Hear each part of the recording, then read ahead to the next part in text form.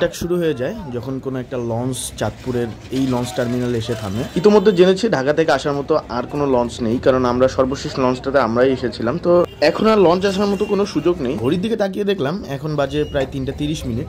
এখানে মূলত আরো বেশ কিছু লঞ্চ আসবে, যেগুলো মূলত চর কুকরিমুকরি, হাতিয়া বা নোয়াখালী, বরিশাল এইসব জায়গা থেকে আসবে। এই লঞ্চগুলোর মূল গন্তব্য মূলত ঢাকা। এটা চাঁদপুরে এসে কিছুক্ষণ রেস্ট নিবে বলতে এখন এত রাতে আর চাঁদপুর থেকে ঢাকার উদ্দেশ্যে ছেড়ে যাবে না। এগুলো মূলত এখানে কিছুক্ষণ অপেক্ষা করবে এবং তারপরে সকাল হলে যাত্রী নিয়ে সেগুলো আবার চলে যাবে ঢাকার উদ্দেশ্যে। এবং সেই পর্যন্ত যারা নোয়াখালী, বরিশাল কিংবা হাতিয়া, চর কুকরিমুকরি এইসব দ্বীপ থেকে আসবে তারা মূলত ততক্ষণ এই চাঁদপুরেই অবস্থান করবে। এবং এই কারণেই সামনে কিছু হোটেল রয়েছে, সেই হোটেলগুলো খোলা আছে এখন পর্যন্ত। না হলে বেসিক্যালি 3:30 পর্যন্ত আসলে কোনো হোটেলই এইভাবে খোলা থাকে না, কারণ এতক্ষণে পুরো চাঁদপুর শহর প্রায় নিস্তব্ধ হয়ে গিয়েছে এবং সকলেই আসলে ঘুমে চলে গিয়েছে। আমরাও মাত্র নেমেছি চাঁদপুরের এই লঞ্চ টার্মিনালে, এবং যে কথাটা আসলে না বললেই নয়, চাঁদপুরের মানুষ খুবই অতিথিপরায়ণ। এই লঞ্চ টার্মিনালের একটা অভিজ্ঞতা আমাকে বেশ সাড়া দিল। এখানে যখনই কোনো না কোনো লঞ্চ এখানে এসে অবস্থান করছে তখনই পুরো টার্মিনাল আবার সরব হয়ে উঠছে, এবং একটা লঞ্চ যখনই আবার বন্ধ হয়ে যাচ্ছে তখনই আবার পুরো টার্মিনাল একদম নিঃশব্দ হয়ে যাচ্ছে।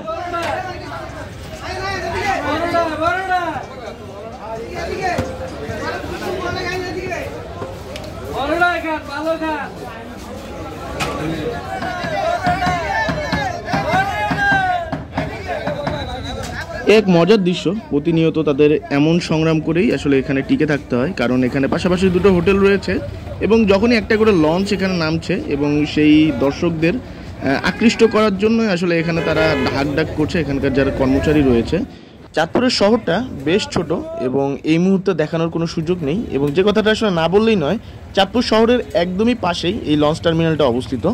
একটা মজার বিষয় বলি যে আসলে চাঁদপুরে যখন অনেকেই শুনলো যে আমরা এখানকার ঘুরতে আসছি, তো অনেকেই আমাদেরকে বললো যে এত রাতে তো আসলে কোথাও যেতে পারবেন না, চলেন আমার বাসায় যাই, আপনি আমাদের বাসায় রেস্ট নিয়ে সকালবেলায় ঘুরে টুরে একেবারে ঢাকার উদ্দেশ্যে চলে যাবেন।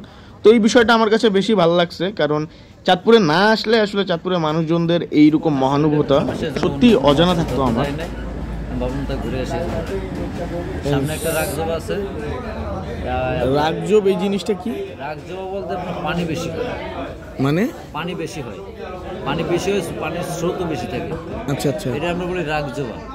আর ডালি জবায় পানিও কমায়, হতো কমায়, মানে পানির চাপটা স্রোত কম হয়। এটা সাগরের এগুলো কথা বলতেছেন? সাগরে নদীতে সব জায়গায়, সাগর হলে নদী, নদী হলে সাগর। ওই চর কুকরি মুকরি ওই দিক দিয়ে কি মানে সুন্দরবন হয় না? সুন্দরবন পড়ে? সুন্দরবন বলতে ওই জায়গায় আপনার ওই গাছ, চরের উপর গাছ টাছ লাগাই বাগান করে রেখেছে, ঠিক আছে। এমনি মেইন সুন্দরবন আপনি এই জায়গা পাবেন। আচ্ছা আচ্ছা, মেইন সুন্দরবন হচ্ছে বাগেরহাটের ওই সাইডে, মোংলা টংলা দিকে যাবেন। আচ্ছা আচ্ছা আচ্ছা, না আমরা তো জানি ওই যে মংলা সমুদ্র ওইদিকে গাছ টাছ লাগাই, এমনি আপনার হরিণ দেখতে পারবেন। আমার খুব ইচ্ছা, মানে আপনাদের ওখানে কি চরকুকরি মুকরিতে হরিণ টরিণ এগুলো আছে? হরিণ টরিণ সব, খালি বাঘ সিংহ বাদে সব আছে। মানে বাঘ সিংহই নাই? ওগুলা তো যাওয়ার কথা বলছিলাম চর কুকরিমুকরি দ্বীপ থেকে আসা এক বড় ভাইয়ের সাথে, যিনি মূলত তার বউকে নিয়ে তার শ্বশুরবাড়ির দিকে যাচ্ছেন।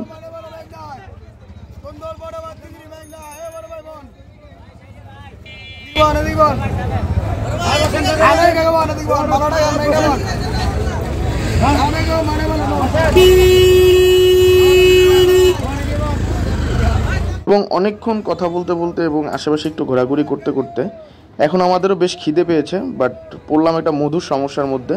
দুটো হোটেল থেকেই আমাদেরকে সমান তালে ডেকে যাচ্ছে এবং তাদের আপ্যায়নও ছিল বেশ অসাধারণ।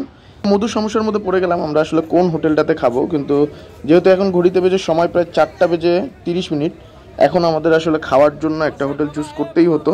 তো আমরা আসলে নির্দয় হয়ে হলেও একটা হোটেলেই চুজ করলাম। তো সেই হোটেলেই আমরা খাওয়ার জন্য প্রবেশ করলাম।